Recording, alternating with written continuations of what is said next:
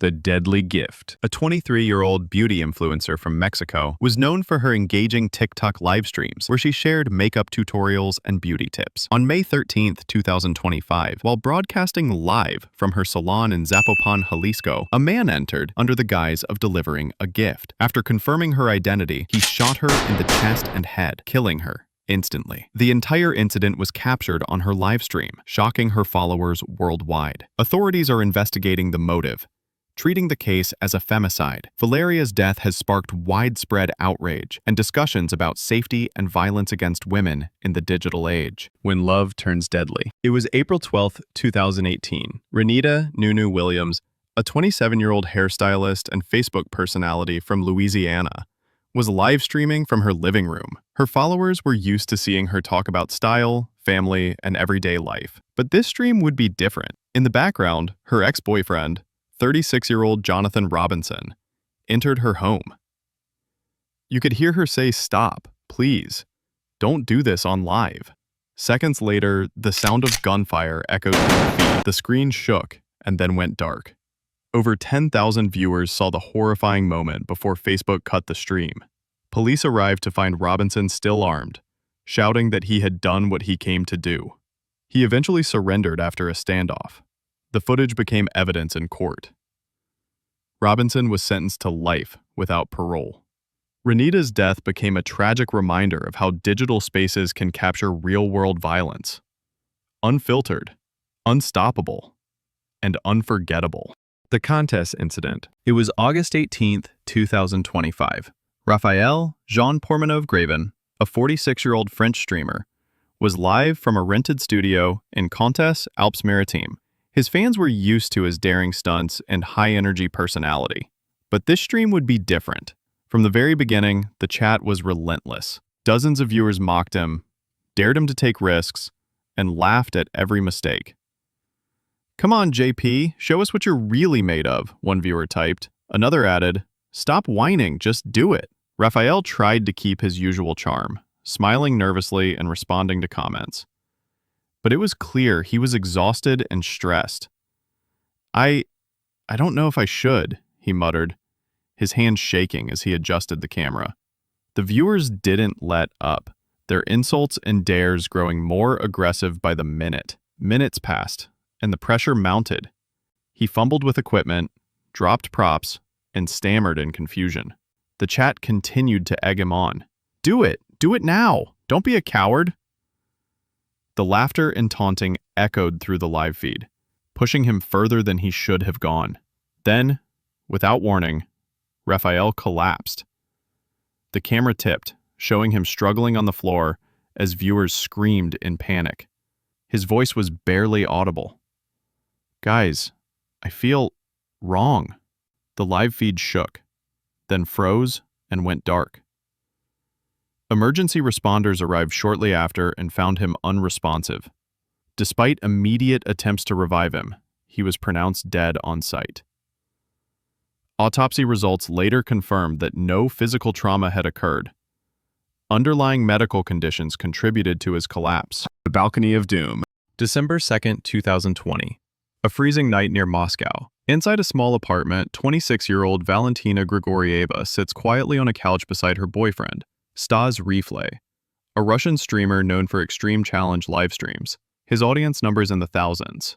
On this night, viewers start sending him money, daring him to humiliate Valentina on camera. Laughing nervously, she pleads with him to stop, but the donations keep coming. Under pressure from his chat, Stas drags Valentina to the balcony.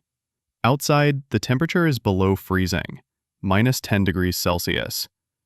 He locks the door, leaving her there in only her underwear, while the live stream continues. Minutes pass. The chat starts to turn uneasy. Some viewers beg him to let her in. Others keep paying. After nearly an hour, Stas finally opens the balcony door. Valentina lies motionless on the cold floor. Her skin is pale, her lips blue. Still broadcasting, Stas carries her body back to the couch, shaking her, confused, repeating that she's just sleeping. He doesn't end the stream. When paramedics arrive, they confirm on camera that Valentina is dead, her body frozen from hypothermia. The chat goes silent.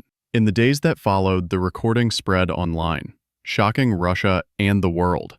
Stas Rifle was arrested and sentenced to 6 years in prison for involuntary manslaughter. The live execution, July 8, 2021. It was mid-afternoon in Hawthorne, California. 21-year-old Zarael Dejan Rivera, known to his followers as Indian Red Boy, sat behind the wheel of his car streaming on Instagram Live. He and a friend inside the vehicle laughed and chatted casually, unaware of the danger creeping closer. The camera was rolling live. Suddenly, an unknown assailant approached the driver's side window and opened fire. More than a dozen shots rang out. Viewers heard the crack of gunfire, then the rapper gasping, asking for help as the live feed captured it all. The phone tumbled, the image blurred. Within minutes, the stream went dark. Police arrived at the scene and declared Zarael dead. He had been targeted a walk-up shooting, officers said. To this day, no suspect has ever been identified or arrested for the murder of Indian Red Boy. The last bite. It was a calm afternoon in China. 25-year-old Pan Xiaoting sat in front of her camera, smiling, confident, ready. She was live on a popular streaming platform, taking on an extreme food challenge, a mukbang, the kind that draws millions of views. On the table before her, mountains of food. Bowls stacked with noodles, plates of spicy fried meat, sauces, sides, more dishes than anyone could finish. The chat exploded with excitement. Viewers sent gifts, comments, encouragement. Pan smiled and began to eat. At first, everything seemed fine. She laughed, she joked, she kept going, bite after bite. But minutes passed, and something changed. Her laughter softened. Her breathing grew heavy. She looked tired, but forced another smile for the camera. Then came the moment no one expected. Pan suddenly stopped moving. Her eyes lost focus. Her hand trembled, chopsticks falling from her fingers. She gasped for air once, twice, and then she collapsed. The camera kept rolling. The live feed didn't stop. Viewers watched in silence, frozen, not understanding what they were seeing. Moderators cut the stream seconds later, but by then, it was too late. Authorities confirmed it soon after. Pan Xiaoting had died during the live broadcast. Cause of death? Acute respiratory failure. The result of extreme overeating. The final flight. The sky was clear, soft golden light breaking through the mist.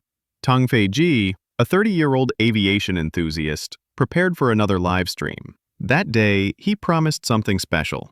A live demonstration of his newly built ultralight aircraft. Hundreds tuned in as he adjusted his camera, smiled, and waved. "Let's fly," he said. Engines whirred. Propellers spun. The small twin-rotor aircraft lifted gently from the grass runway. For the first minute, everything looked perfect. The horizon widened behind him. Tang spoke calmly, explaining the flight controls, the feeling of lift, the joy of the open air. Then, something changed. The camera shook, a sudden drop in altitude. The hum of the engine turned uneven. Tang's voice wavered. "Something's wrong," he said quietly. The ultralight pitched sideways, spinning once, twice, before plummeting. The ground rushed closer. Viewers screamed in the chat. And then, a deafening crash. The live stream caught it all. A burst of fire, thick smoke, the sound of metal tearing apart. For a few seconds, the feed continued, showing only flames and sky. Then the screen went black. Tang Feiji was pronounced dead at the scene. If you enjoyed this video, make sure to hit the like button and subscribe for more gripping stories from around the world.